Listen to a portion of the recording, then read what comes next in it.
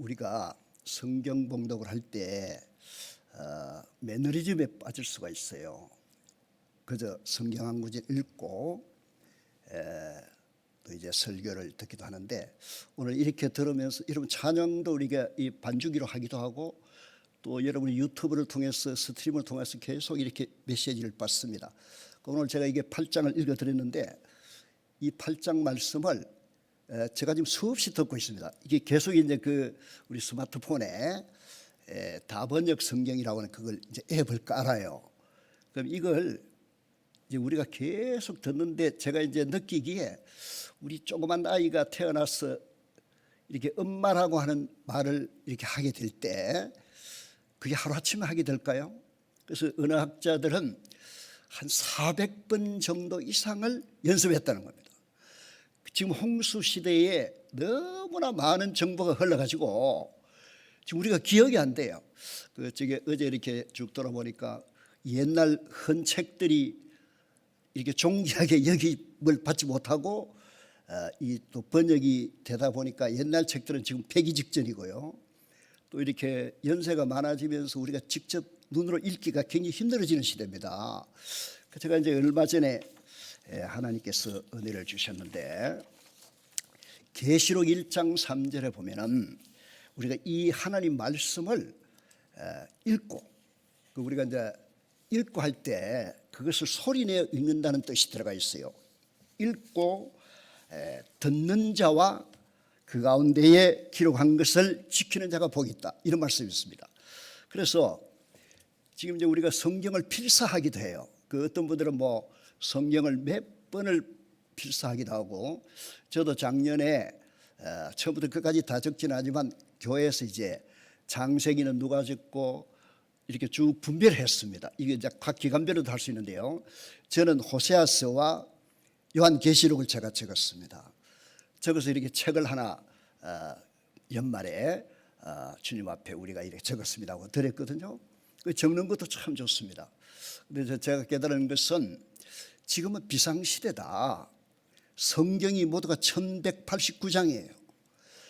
그래서 저희들이 이렇게 보니까 아주 멋있는 설교 한 편, 혹은 성경 한 구절, 요한복음 뭐 3장 16절, 또 시편 뭐 이렇게 해서 한 구절을 가지고 평생 먹고 살기도 합니다. 그만큼 하나님 말씀은 능력이 있어요. 그런데 이제 저한테 새로운 이제 생각이 들기를, 이렇게 하면은 이 비상시대에 이 하나님 말씀을 놓치기 쉽겠구나. 옛날에 농경시대에 농사 지을 적에는 아무나 듣는 정보가 없습니다. 하늘 별을 보고 또 이게 해를 보고 달을 보고 이렇게 살 때에는 읍내 가가지고 그 교회에서 주시는 하나님 말씀 한번 들으면 그 말씀이 걸어오면서 반복이 되고 계속 그것이 새겨지면서 그 말씀이 이게 삶으로 나타났는데, 이제 오늘날 여러분이 지금 정보화 시대입니다. 하나님 말씀을 듣는데 언제 낚아채갈지 모르는 그런 시대 아닙니까?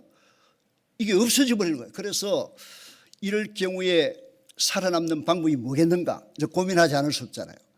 아무리 멋있는 설교하고, 옛날에는 뭐 설교 테이프 해가지고 유명한 목사님 설교 듣고 또 듣고 있는데 지금은 그렇지도 않습니다. 바로 이제 뜨고 있는 시대입니다. 그래서 제가 대안을 이제 하나 오늘 말씀을 드렸는데요. 1189장을 다 알 수가 없다. 예? 어떤 목사라도 알 수가 없는 것이며 그 내용을 다 모릅니다. 그리고 한 구절을 가지고 지금 살아가기에는 굉장히 이게 좀 어렵습니다. 그래서 사상을 형성시켜야 되겠다. 그래서 오늘 말씀이, 오늘 제목이 보면 말씀으로 삽시다. 그런데 사실은 그 앞에 앞으로 계속 여러분께서 말씀을 넣어 주셔야 돼요. 로마서 8장 말씀으로 살고 있습니다, 이렇게 대답하세요. 혹은 이사야 40장 말씀을 요즘 먹고 삽니다. 오늘은 신명기 8장 말씀으로 살아갑니다. 제가 이제 오늘 삽시다 하는 것은 근유형이잖아요. 우리가 이제 군사문화적인 그런 것을 익숙해가지고 성경에는 물론 명령형이 있고 또 이렇게 진리를 설명하는 경우도 있고, 우리 예수님의 기도 형식을 통해서 이렇게 추구하는 형식도 있는데, 오늘 저는 어떤 입장이냐면 여러분을 가르쳐가지고 막 이렇게 하기보다는 시편 23편에 나오지 않습니까? 여호와께서 이 원수의 목전에서 내게 한 상을 차려주신다. 이 상을 차려주시는데 이 상이라는 개념도 어떤 학생이 그래요. 나한테 무슨 상을 준다. 그런 상이 아니라 테이블에 식탁을 차려주는 거예요. 원수가 지금 잡아먹으려고 하는 그런 마당에 내한테 한 상을 딱 차려줍니다. 이걸 먹으라입니다. 그러면 이 시간 설교자는 오늘 이 메뉴가 이런 겁니다. 오늘 이 메뉴를 여러분 보시고 직접 잡수십시오. 예, 잡수시고 힘을 내십시오. 이런 개념이에요. 그러니까 앞으로 설교에 이제 다양한 스타일이 있겠습니다만 제가 이제 요즘 깨닫는 게 그거구나. 그러면 이제 오늘 제가 신명기 8장 말씀을 이렇게 말씀을 드리면 이 말씀을 읽고 또 읽고 듣고 계속해서 자기 것으로 삼는데 한 400번 들어보자 이거. 예? 그럼 어느 순간에 이 신명기 8장 말씀을 계속 듣다 보면 여기 박사 논문 이런 데 그렇잖아요. 어느 한 부분에 집중적으로 파고 들어가면 어느 경지에 이르러서 다 보이게 되는 거 마찬가지인데 이 신명기 8장 말씀을 제가 들어보니까 우리 삶과 우리 나라와 우리 모든 성경을 요약하고 있는 거예요. 이 성경이 다 들어가 있는 거예요. 왜냐하면 성경은 전부가 이렇게 신경이 이렇게 우리 사람이 신경이 연결이 되고 피가 흐르듯이 성경 어디를 보든 간에 그리스도의 피가 있고 그리스도의 신경이 있고 이렇게 됩니다. 그러면 이 한 말씀만 충분하게 자기 것으로 삼아서 어떤 공격이 오더라도 다양한 정보 홍수시대 마실 물이 없잖아요. 이럴 때에 이 하나님 말씀이 속에서 우리 나온다면 디펜스가 될 수 있고 또 그들에게 증거할 수도 있는 그런 것이 됩니다. 오늘 여러분께서 설교한 사람 이름이 중요한 것이 아니라 오늘 신명기 8장 말씀이 선포되고 신명기 8장이라고 하는 이 사실을 이제 이렇게 보실 때 성경을 읽을 때 이렇게 좀 보시면 좋아요. 그럼 신명기라고 하는 기록되는 그 시대, 그러면 이 모세라고 하는 분을 통해서 하나님이 기록해 하셨는데 기록 이전에 있었던 사건이 신명기적 사건이잖아요. 모세는 출애굽을 시켰습니다마는 이렇게 가나안에 들어갈 수 있는 그 기회를 받지 못합니다. 좀 중간에 일이 있었습니다.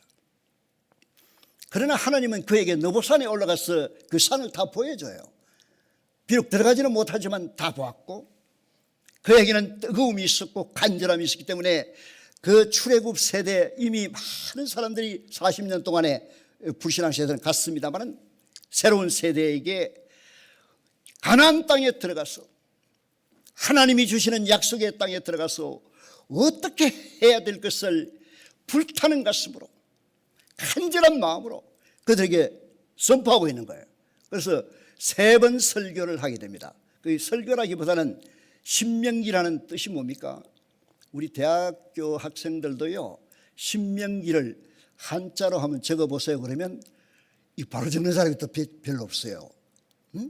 대개 보면 신 하나님 신자에다가 명령면자 신의 명령기다 이렇게 적은 사람도 있고 또 뭐 새로운 신자를 쓰는 사람도 있는데 그게 아니거든요. 신재철 목사님한테 신자 되심을 신자로 하나님 말씀을 되심는다 말이에요. 다시 한번 되심는 말씀을 그들에게 주면서 그들이 지금까지 어떻게 살아왔고 광야길을 어떻게 지나왔고 그리고 이제 요단강을 건너가서 새로운 땅에 들어가면은 어떻게 해야 될지를 이제 가르치는데 이 말씀 속에는 하나님의 의도가 들어가 있는 거예요. 하나님이 왜 그들을 불러냈으며 하나님이 왜 그들을 가나안 땅에 이르게 하느냐. 여기 보면 복이 되게 할지라 그런 말이 나오잖아요. 하나님은 이스라엘을 복이 되게 해가지고 이스라엘을 통해서 온 나라에 아브라함의 복이 펼쳐지는 말하자면 그런 도구로서 제사장 나라로서 사명을 감당하기 위해서 그들에게 이제 말씀하는 겁니다. 12월 5일 날 우리가 여기 33주년 감사예배를 드렸지 않습니까? 우리 박병식 목사님이 오셔서 마침 출애굽기 19장 말씀을 전거하셨습니다. 그 말씀의 원고를 읽어보니 독수리 날개에 엎였다. 독수리 날개에 엎여서 과거의 교회가 고생교회요 현재 교회가 광야교회요, 앞으로 교회가 가난교회다, 이렇게 이제 접근했습니다.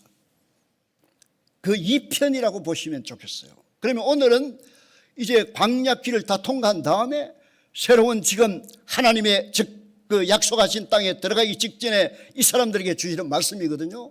그럼 이 말씀을 이제 잘 새겨보면 이 말씀을 가지고 우리를 봅니다. 이 말씀을 가지고 한국 역사를 봅니다. 다 보입니다. 오늘 아까 읽으신 대로 정말 먹을 것이 풍족합니다. 살기가 괜찮습니다. 그런데 그렇게 되다 보니까 문제가 발생할 수도 있고, 오늘날 한국교회뿐 아니라 대한민국이 없으면 한국교회가 뭐 성립이 되겠습니까? 하나님이 복음을 미리 주셨어. 35년 동안의 일제강점기를 통과하게 돼. 우리가 이제 일제 36년 합니다만은 실제로 만 35년이거든요. 그러면 이스라엘이 바벨론 포로가 70년이에요. 저는 한국교회를 향한, 한국민족을 향한 하나님의 은혜가 이게 엄청나다고 생각합니다. 반감시켜 줬잖아요. 계시록이나 70년 동안 만약에 우리가 일제의 침략을 받았더라면 우리 이름들이 전부 네 글자요. 우리 사람들의 한국말도 쓰지를 못하고 완전히 일본화 됐을 터인데 하나님은 원자폭탄을 터뜨려서라도 해방시켜. 이게 출애굽입니다. 그러니까 이렇게 우리가 잘 사는데 감동이에요. 정말 감동이에요. 어떻게 우리가 마이카 시대 생각도 못하는 시대,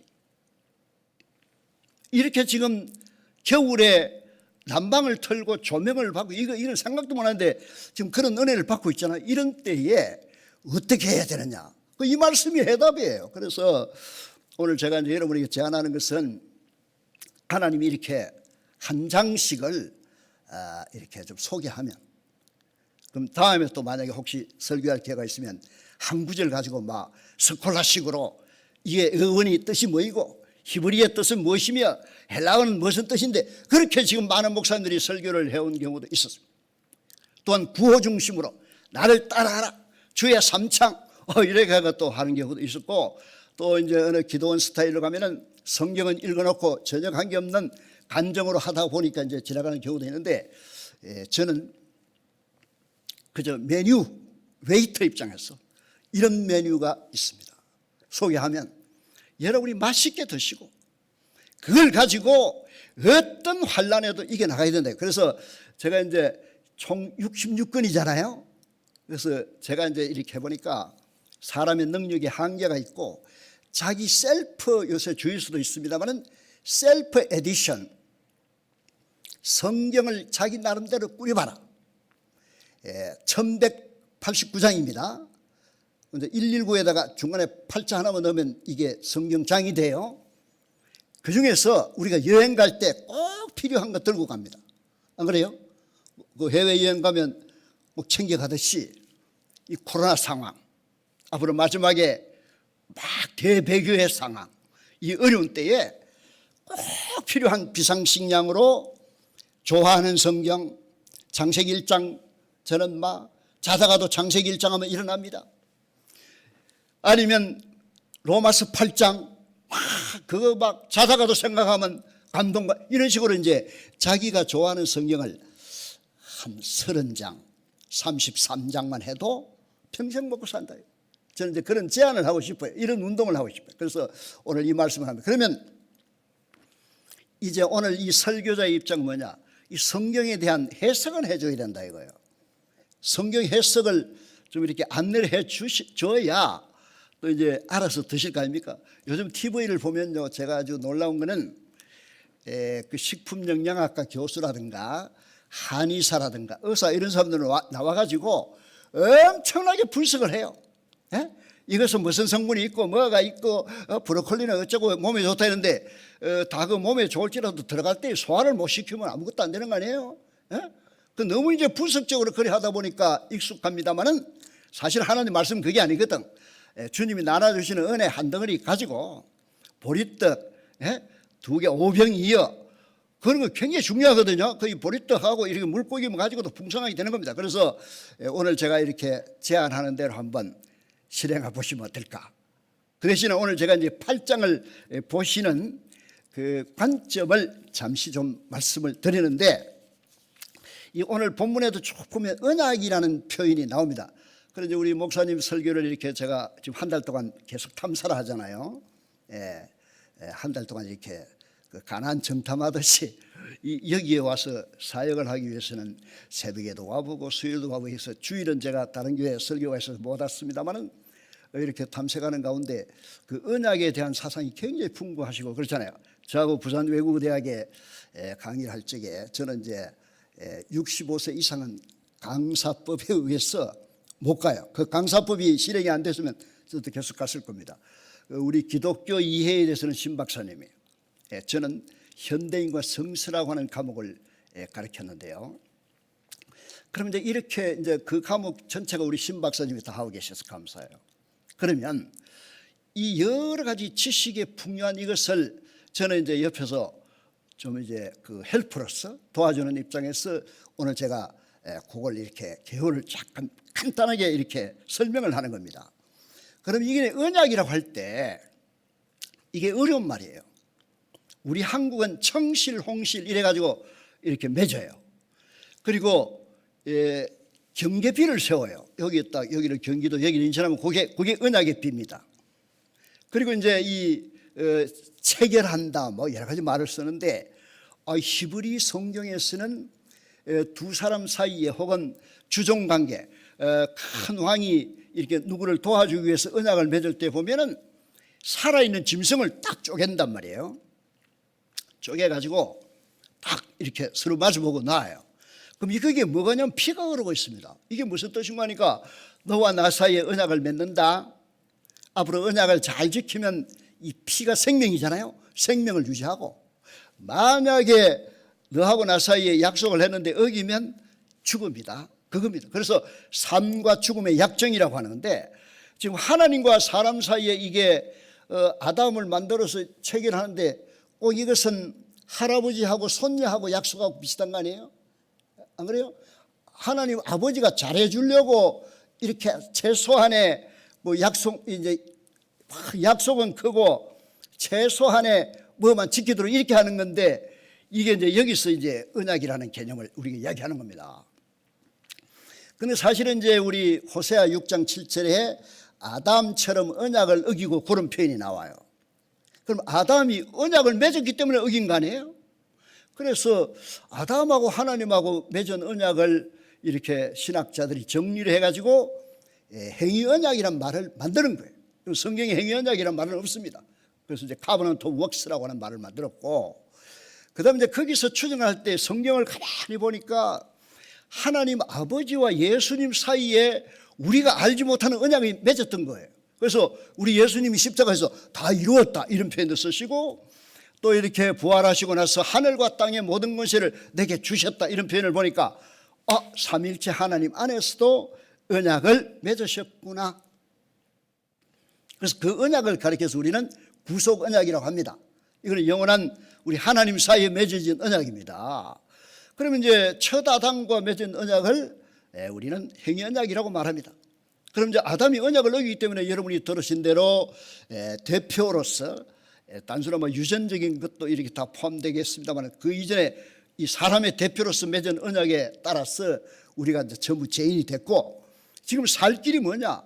죄인은 하나님을 만날 수가 없단 말이에요. 그래서 하나님이 세상을 이처럼 사랑해가지고 하나님이 직접 이 땅에 오신 게 어제 성탄입니다. 단순하게 뭐 아기 예수 탄생했다 그렇게 자꾸 보이는, 이게 말씀이 육신이 된 사건이거든. 다른 말로 쓰면 드리면 하나님이 사람이 된 사건이 어제 성탄절인데, 그러면 그 사건을 통해서 이제는 예수님이 중보자가 되는 거예요. 하나님과 사람 사이는 만날 수가 없기 때문에 그 중간에 메시아가 들어갑니다. 그게 그리스도예요. 그래서 그 예수님 안에, 주 안에, 그리스도 안에, 엔 그리스도, 그 안에 있는 우리 죄인들이 이렇게 하나님과 관계를 맺은 것을 은혜 언약인데 다양한 용어로 씁니다. 이런 걸 우리가 생각하면서 이 성경 전체가 그런 흐름이 있다는 것을 파악할 수 있어요. 그러면 이제 우리가 언약이라고 할 때 우리가 부동산도 계약을 하고 누구하고 그 회사에 취직할 때도 계약을 하는데 꼭 거기에는 5가지 요소를 놓쳐버리면 안 되잖아요. 첫째는 당사자와 당사자가 있는 거 아니에요. 두 사람이 파트너가 되는 겁니다. 이게 파티션인데, 그러면 하나님과 사람 사이는 원래는 창조주와 피조물 사이인데 여기서 창조주와 피조물 관계가 아니에요. 생산자와 그 물건 관계가 아니라 자녀라고 하는 관계로 들어갑니다. 그러니까 우리가 하나님을 아버지라고 보고 우리는 자녀가 되는데 이거는 엄청난 표현이죠. 그래서 하나님과 우리가 당사자가 됩니다. 그리고 반드시 언약에는, 이 계약에는 약속이 있잖아요. 그게 바로 주님이 주시는 약속인데 하나님이 우리에게 구원의 약속, 여러 가지 약속을 주십니다. 그리고 조건이 필요해요. 반드시 그 약속이 이행되기 위해서는 최소한의 조건을 이행을 해야 됩니다. 그리고 만약에 그 약속대로 못하면 페널티가 오는데, 우리 축구도 그게 사실은 언약적인 개념이거든요. 딱 시간을 얼마를 정하고 이 선수들은 손으로 키파 외에는 만지지 말라, 이게 법이에요. 그런데 만지면 페널티킥이 되는, 페널티킥이 뭐예요? 벌칙의 골이란 말이에요. 그래서 그렇게 이해되고, 그러면 너와 나의 사이에 맺은 그 증거를 대발할 때 그게 인원인데요. 그래서 창세기에서는 생명나무가 그게 아니겠느냐. 노아 시대에 언약 맺었을 때는 무지개가 그 표현이 돼요. 무지개를 보면 언약 맺은 게 됩니다. 그러면 아브라함 때는 뭔지 아십니까? 바로 할례가 돼요. 그 할례가 왜 중요한지, 이거는 생명의 연합이에요. 사실은 남성의 그 생명의 핵심이 거기에 있기 때문에 거기서 피를 보고 이제 언약이 맺습니다. 근데 이 언약이 출애굽기에 이제 의하면 이제 어떻게 해석이 되어지느냐면 고린도전서 10장에 벌써 나와요. 그들이 홍해를 건넌 것을 세례를 받았다 이랍니다. 그러면 이제 지금 말하면 세례인데요, 또 침례라고도 합니다. 이 세례의 뜻은 뭐냐? 그리스도와 함께 홍해에 들어가는 거예요. 물에 들어가서 물에서 건짐을 받아 나오는 게 세례예요. 그래서 이 주님 앞에 세례를 받았다고 하는 것은 그리스도와 함께 죽고 그리스도와 함께 살았다, 그것의 증거가 불세례고, 그것의 증거가 이제 우리가 물세례 교회에서 이제 주는 겁니다. 물세례 받았다고 불세례 받는 건 아니에요. 그러면 이것은 다른 말로 하면 성령의 인치심이 되는 거예요. 이런 걸 이제 구조적으로 쭉 이야기하면서 결국은 하나님께서 어떻게 했느냐면 약속대로 이행을 했어요. 그 약속의 이행이 뭐냐? 출애굽을 시켜주셨거든요. 그게 과거적 구원이에요. 그리고 현재적 구원인데 여기 쭉 아까 신명기 8장에 나와요. 중간에 어떤 일이 있었는지 여러분 아시다시피 그게요, 식량이 없고, 식량이 문제가 아니고 물이 제일 문제고, 근데 물이 솟아납니다. 그 반석이 누굽니까? 고린도전서 10장에 보면 저희를 따르는 그리스도가 반석이 돼요. 이게 성령이 되는 거고, 그래서 만나를 먹고 생수를 마시면서 이렇게 살아오는데 불뱀, 이거는 이제 엄청난 위기입니다. 그것을 다 헤쳐나와서 현재적 구원, 오늘날로 말하면 막 이렇게 현재 우리가 살고 있는 자체가 구원이에요. 그리고 이제 요단강을 건너가서 가나안 땅에 들어가는 것이 이제 완전한 풍요와 부요와 모든 것이 있는 그런 축복인데요. 그럼 이제 미래 세계에 펼쳐질 그것은 미래적 완전 구원이 있다는 겁니다. 그런데 오늘날 우리가 이제 장례식에 가면 요단강 건너가 만나러 이래 가지고 요단강을 죽음의 강으로 이렇게 해석을 해서 별 은혜가 안 될 수도 있는데, 오늘 이 본문을 보면 요단강을 건너가요. 그래서 그 가나안 땅에 살아요. 그럼 사는 것은 뭐냐? 결국은 앞으로 영원히 펼쳐질 요한계시록에서 말하는 새하늘 새 땅의 하나의 예표적 그 땅이 되는 거죠. 지금 여러분 예루살렘에 가봐서 알겠습니다만은 꼭 그렇게 막 거기가 세상 천국은 아니에요. 그렇게 보여주는 겁니다. 이것은 새하늘과 새 땅을 미리 보여주는 땅입니다. 이런 의미에서 이제 우리가 미래적 구원이 미리 우리가 맛보고 있는 거예요. 이런 걸 생각하면서 이제 여기서 하나님이 쭉 하시는 일을 우리 성도 입장에서, 이스라엘 백성들 입장에서는 전부 체험을 했습니다. 그들이 에집트에서 그렇게 종살이 하게 됐는데, 그것도 잘 이렇게 설명해 보면 이 사람은요 눌러앉기 좋아해요. 가가지고 막 축복을 받고 집을 짓고 잘 살면 뭐 하려고 또 떠나겠습니까? 하나님은요 때가 되니까 뿌리를 잘라요. 저는 이제 탈애굽이라는 표현을 쓰는데요, 요셉을 알지 못하는 새로운 왕조가 나타나가지고 이걸 옛날에 했던 거 다 거부하고 그들을 괴롭힙니다. 괴롭히니까 아니 우리 땅은 따로 있다. 그래서 이제 가나안을 사모하게 되는 거죠. 이게 하나님이 하시는 거예요. 그래서 그들은 떠나게 되고 모세를 세워서 이 근염했다는 말을 쓰는데 하나님이 모세를 거기 보냈다는 건 직접 방문하는 거예요. 그래서 데리고 나오는 건데요.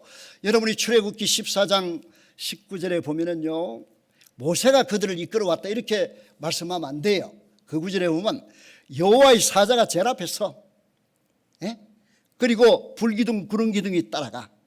내가 같은 기둥이에요. 그 뒤에 모세가 있어요. 그 모세는 그리스도의 사활이에요. 그리스도의 종이에요. 요즘 말하면 직무대행인데 그리스도께서 직접 인도해 가시는 것을 알 수가 있습니다. 그 출애굽을 시켜서 나중에 이제 여호수아라는 개념이 예수잖아요. 호세아, 여호수아가 다 예수님하고 똑같은 구원의 이름이에요. 그래서 이제 여호수아를 통해서 또 들어가면 역시 예수님을 통해서 천국에 입성하는 것을 보여줍니다. 그러면 이런 쭉 과정들을 보면서 결국은 이 시대에 우리에게 주님이 요구하는 건 뭐냐면 최소한 하나님은 이렇게 쭉 했는데 너희들이 이렇게 체험을 했는데 이제 너희들이 해야 될 의무가 있다. 너희들이 해야 될 책임이 있다. 이렇게 이야기를 합니다. 이것이 바로 아까 언약으로 말하면 조건에 해당되잖아요. 그럼 결국은 우리가 이 교회에 와서 이게 설교를 들으면 믿음이 있어야 되고 성화가 따라야 된다. 이 말은 다른 말로 하면 그 언약에 그 하나님이 주시는 약속을 누릴 수 있는 최소한의 조건이 바로 거기에 포함되어 있는 겁니다. 이런 것을 쭉 보면서 제가 여러분에게 말씀드린 것은 신명기 이 8장 말씀을 읽고 소리내어 읽고 눈으로 읽는 것은 제가 볼 때 금방 해요. 자꾸 소리내서 읽어보세요. 오늘 성우가 읽으니까 좋잖아요. 소리내서 읽으면서 이것을 자기 것으로 삼아요. 저는 이제 차를 타고 가면 새벽기도 갈 때마다 이걸 틀어요. 그 한 장을 계속 반복하는 게 좋아요. 쭉 듣는 것도 좋지만 듣고 또 듣고 이렇게 해서 그 한 장을 이제 보는데 우리 대학생 젊은 분들은 NIV 성경이 또 좋아요. 예?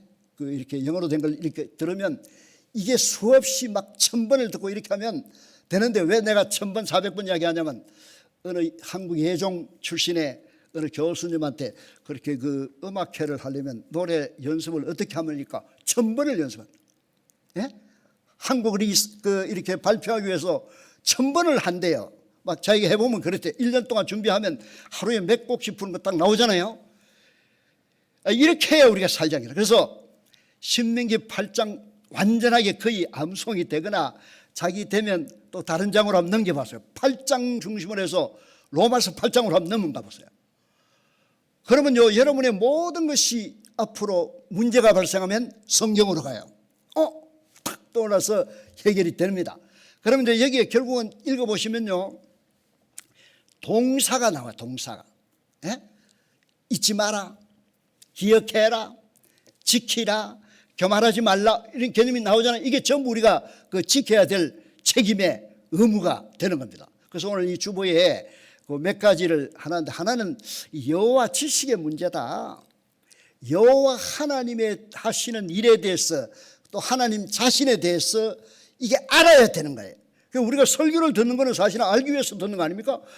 우리가 이렇게 이 선지자들은 보면 아니 말이지 너희들이 얼마나 무지막지하냐, 이 여호와를 알지 못하느냐, 이 강아지도 자기 주인을 알고 말하자면 소도 그 주인을 알는데 말이지 하나님의 이 택한 백성이 자기 하나님 모른다. 그래서 호세아서도 여호와를 힘써 알자 이렇게 나옵니다. 그래서 앞으로 아는 문제, 이 알기 위해서 여러분이 공부를 해야 되고 성경 말씀을 공부를 하고 이거 알아가는 문제를 하나 신경을 써주시고, 두 번째는요, 망각의 문제예요. 망각. 이 영적 치매라고 이야기할 수 있는데 우리는 얼마나 병원에 가서 막 치매 안 걸리려고 애를 쓰는데 영적 치매가 더 문제 아닙니까? 하나님이 그동안에 베풀어 주신 은혜 뭐 언제 받았는지 까마득하게 잊어버리고 자기 길로 가버리면 그 영적 치매 아닌가요? 이런 의미에서 하나님이 내한테 베풀으신 은혜를 자꾸 되새김질하는 게 필요해요. 저도 막 돌아봅니다. 아이고 내가 초등학교 때 아니면 중학교 때 대학교 때 대학원 때 그때 그 하나님 이런 걸 쭉 하면 은혜가 돼요. 그 여러분도 한번 해상을 해보시고, 이게 배은망덕이라는 게 뭐예요? 그걸 잊어먹으면 주님을 모르는 거 아니에요. 그래서 이 은혜를 기억하고 하는 것이 감사가 될 수 있죠. 그럼 또 하나가 한국적인 상황에서는 교만이 문제예요.